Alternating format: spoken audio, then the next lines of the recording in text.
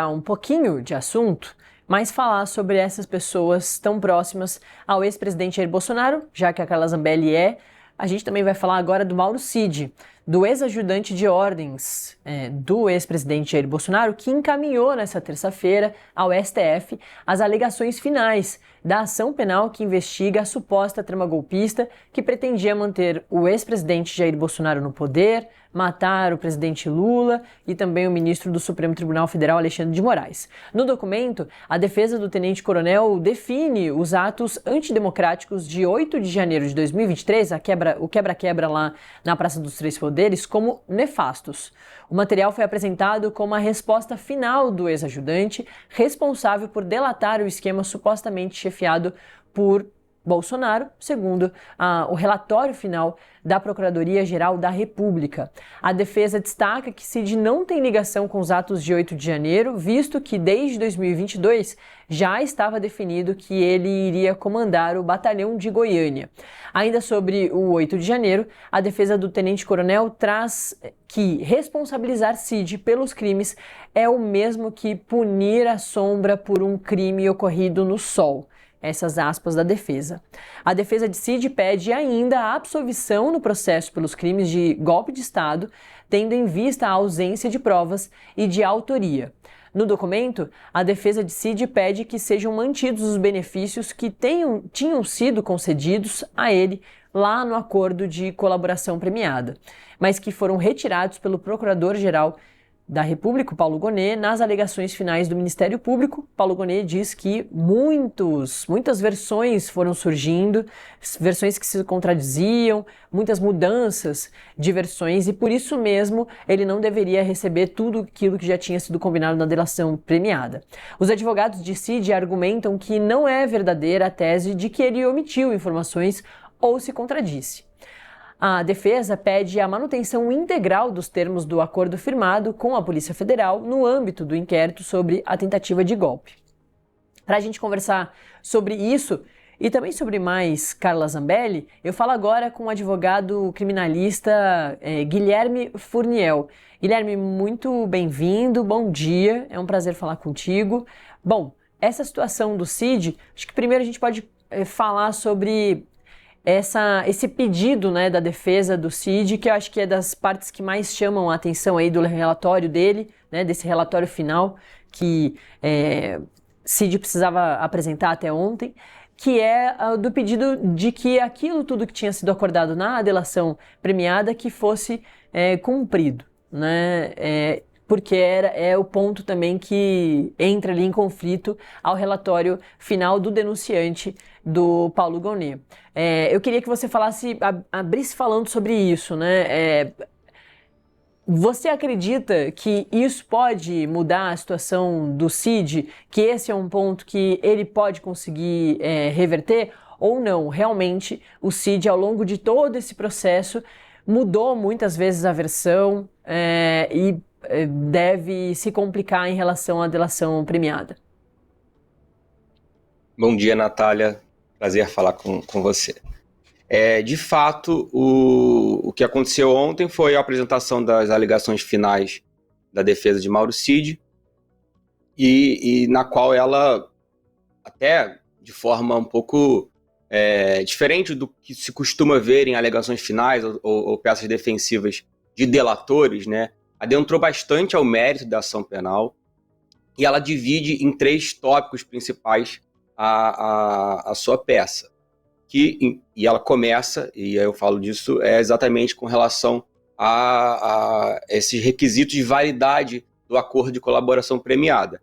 Ela tenta fazer valer o que foi acordado nos termos da sua colaboração premiada, que é importante relembrar, foi firmado entre defesa de Mauro Cid e Polícia Federal.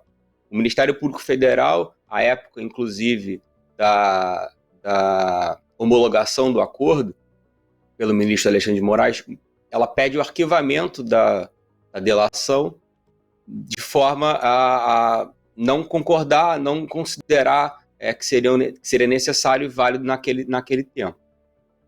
Entretanto, Esse acordo foi firmado com a Polícia Federal. Alexandre de Moraes validou a possibilidade de que o acordo fosse firmado entre Polícia Federal e Mauro Cid. É previsto, sim, que o delegado de Polícia Federal, enquanto titular da investigação, firme acordo de delação premiada, uma vez que a delação premiada ela é um meio de obtenção dessa prova e não é uma prova em si.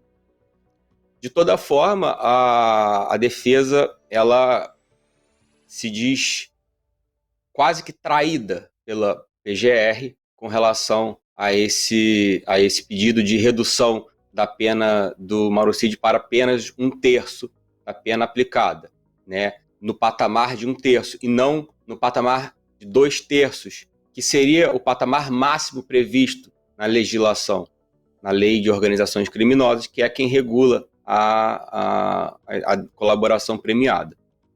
E aí é importante deixar claro o seguinte fato.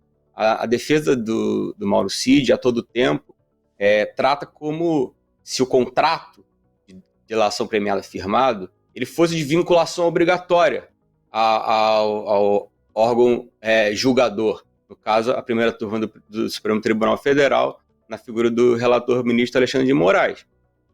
O que não assiste total razão, uma vez que há campo de discricionariedade e há margem do juiz, ao analisar na sentença, os termos de redução ou de benefícios firmados. Esse contrato, tem uma natureza contratual de acordo de colaboração premiada, ele não obriga, ele não vincula o juiz a obrigatoriamente a aplicação desses patamares de redução, de perdão judicial, ou como a defesa solicita, a pena máxima aplicada de 2 anos, subsidiária a um prévio perdão judicial, né? No acordo, inclusive, se previa extensão de benefícios a familiares de Mauro Cid, esposa, pai, etc. O que na letra fria da lei não é o que se vê, né? Porque a lei ela diz que o juiz ele deve, no momento de aplicação dessas benesses, né? esses benefícios concedidos, oferecidos e pactuados com o delator, ele deve analisar questões que circundam o depoimento do delator, né, e que circundam, em especial, a eficácia dessa colaboração. São requisitos, primeiro, de validade de caráter objetivo, tais como a voluntariedade do acordo, ou seja, se ele de fato foi feito de forma voluntária, e isso é um ponto que foi sempre batido por outras defesas de Correios, de que ele estaria sob pressão, preso, sob ameaça de atingir familiares dele, então de que ele não teria feito esse acordo de colaboração livre de amarras, vamos dizer assim. Bom, é difícil dizer, né, Natália, se isso terá um resultado esperado pela defesa. É um acordo que, pela gravidade dos crimes denunciados, né, apurados nessa ação penal, por exemplo, um pedido de perdão judicial ou de pena aplicada no máximo de patamar de 2 anos, seria muito distante das penas previstas para todos esses crimes, que um somatório de penas mínimas talvez passe de 40 anos, né? Então, existe sim essa argumentação. Na defesa dele, Mauro Cid, enfim, é colocado em alguns momentos como talvez uma figura traída, né? Que teria abandonado seus princípios, seus amigos, se lançado sozinho aos leões na tentativa de colaborar com a justiça. E o que a PGR diz é que, na verdade, essa colaboração ela não foi plena, né? Ela não foi na sua totalidade, ela não apresentou provas irrefutáveis se só seriam suficientes para a condenação de todos os núcleos envolvidos nessa ação penal fatiada, né?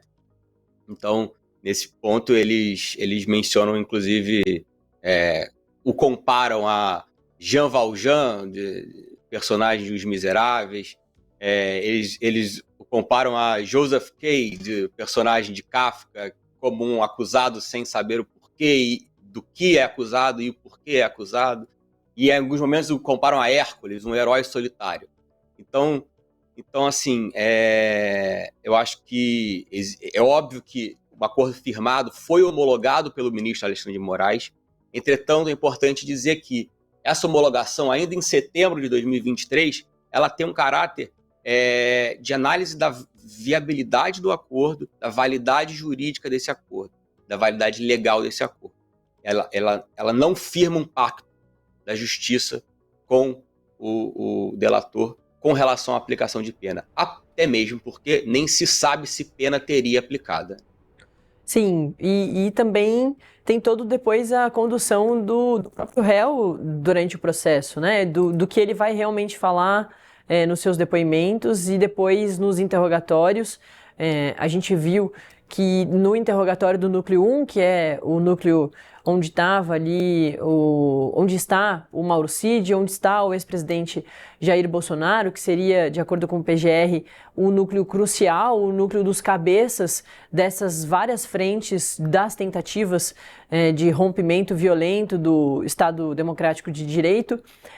A gente vê que ali, naqueles dias específicos aqui, a gente vê ao lado todos os réus, os 8 réus do núcleo 1, né, que já estão nessa fase mais avançada, que o Mauro Cid estava ali, teve o interrogatório dele, o maior dos 4 dias, se não me engano, de interrogatórios, falou e muitas vezes nas defesas dos outros réus apareceram isso, né, esses relatos de que ele lá também tinha inventado histórias, mudado as versões e que isso faria com que a delação dele não fosse derrubada, porque não estava valendo ali de muita coisa, porque dependendo de com quem ele estava falando, ele dava uma versão. No interrogatório ele estava à frente de todos, estava à frente do ministro Alexandre de Moraes, o relator, estava à frente do Luiz Fux, o ministro da primeira turma que quis participar ali desse interrogatório, à frente de Paulo Gonet, o procurador-geral da República, que é o denunciante,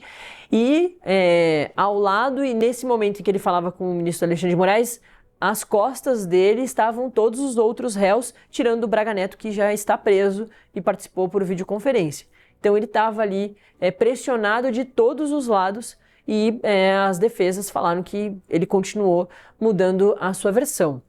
Eu queria falar, doutor, sobre a continuação do processo, porque o núcleo 1 é isso, está nessa fase mais avançada, mas os outros núcleos estão também evoluindo. A gente viu que tiveram as fases das oitivas dos depoimentos ali das testemunhas. Agora a gente já teve também os interrogatórios dos núcleos todos. São mais de 20 réus, é muita gente a ser ouvida e ter ali as suas defesas também ouvidas. E aí, dentro do núcleo 1, a fase agora da apresentação que já foi feita ontem do relatório final do Mauro Cid, agora vem as defesas, né, dos outros réus, para daí sim o ministro Alexandre de Moraes marcar o julgamento, que deve acontecer mesmo assim, não demora muito, ali no final de agosto, começo de setembro. E os outros núcleos também devem acontecer o mesmo processo, né? A gente vai conseguir ver esses outros relatórios das outras defesas e entender também se eles vão continuar dentro dessa defesa de que o Mauro Cid não trouxe ali informações verdadeiras, ou você acredita que nesse momento aí cada defesa vai fazer a sua própria defesa, sem falar ali muito mais da delação do Mauro Cid, porque na visão delas, ele já se queimou demais e agora já é uma fase muito mais independente de cada um se defender, cada um por si. E claro também, como você vê que deve acontecer esse julgamento com os outros ministros também dando os seus pareceres.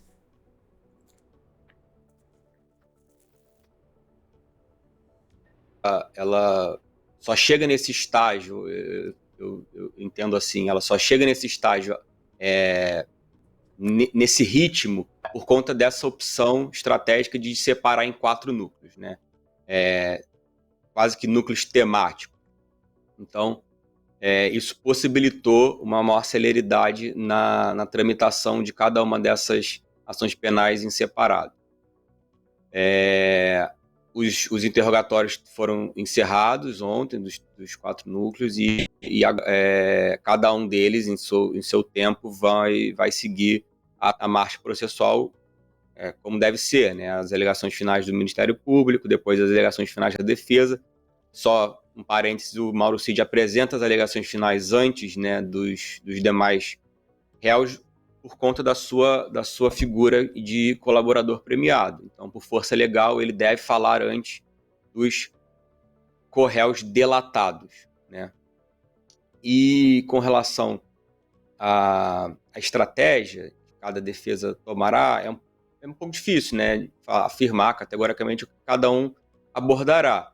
É importante só voltar um pouquinho às alegações finais do Mauro Cid, porque isso impacta também nas alegações finais das outras defesas, que é justamente o fato dela ter atacado também o mérito da acusação, não ter se limitado a questões procedimentais de validade do acordo de colaboração. Ela, nesse documento, a defesa ela questiona o dolo, a tipicidade dos crimes imputados a Mauro Cid, e pede no final a sua absolvição completa de todos os crimes, que é uma linha que, com toda certeza, aí sim as outras defesas adotarão. Sempre foi uma linha, desde o início, falada, trazida aos autos, exposta na imprensa, de que, primeiro, o golpe de Estado não ocorreu. Se nós estivéssemos falando de golpe de Estado, não estaríamos falando desse crime em específico, né? Porque talvez nem judiciário mais tivéssemos, mas é uma linha de ausência de tipicidade e de dolo dos crimes de abolição violenta de Estado democrático, do golpe de Estado, da organização criminosa. Cada um defenderá e sustentará na medida das suas acusações. É claro que Bolsonaro, por exemplo, é colocado como o líder da organização criminosa. Mauro Cid, em momento algum, é de fato colocado como um líder, apesar de integrar o núcleo duro dessa organização criminosa, que seria esse núcleo 1. Ele de fato tem uma participação ali como ajudante de ordens que era mais auxiliar dessa organização criminosa. Cada defesa vai, então, pelas suas próprias estratégias, adotar o que bem entender.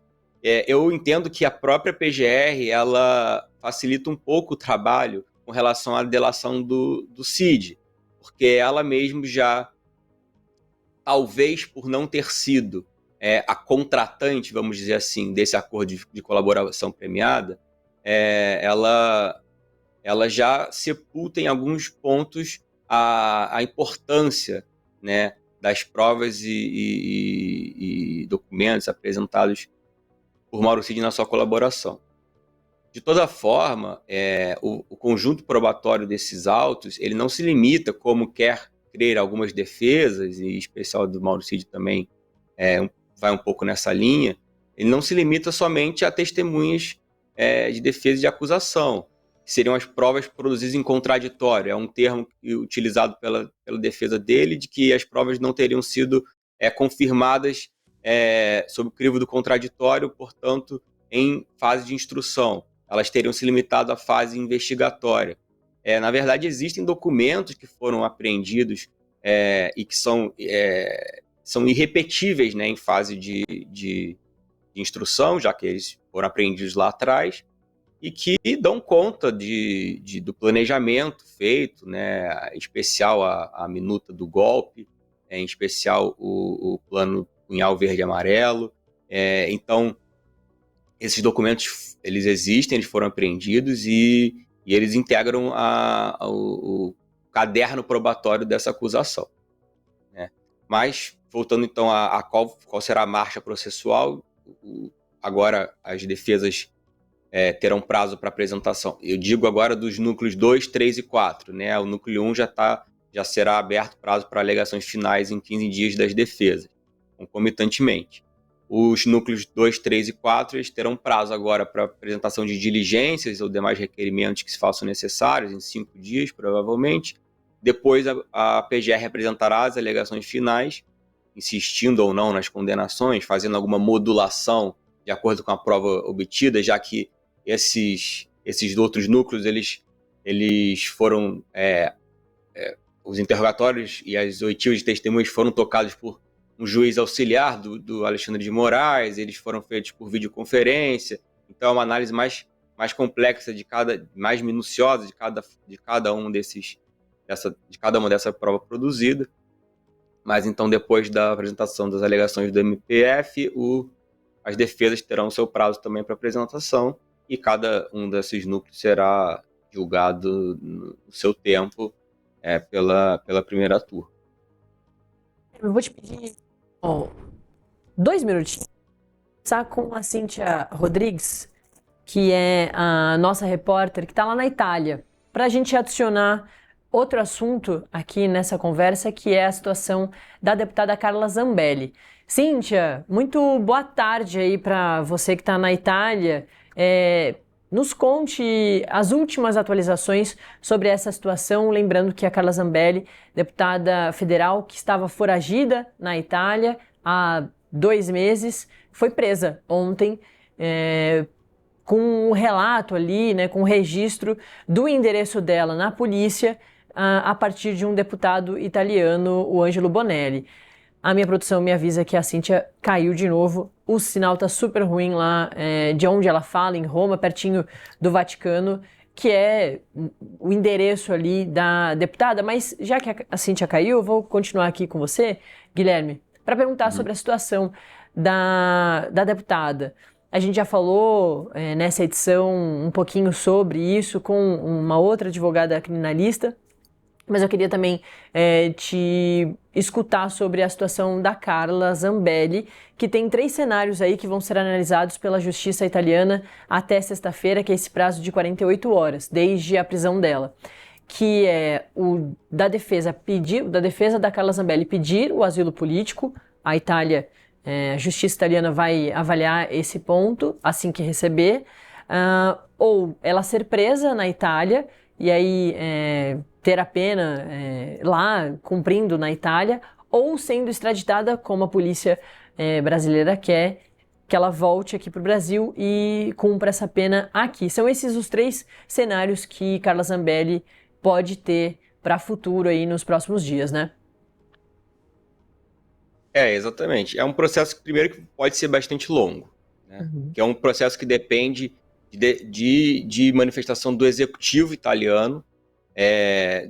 Certamente também terá, em alguma forma, impacto do judiciário italiano.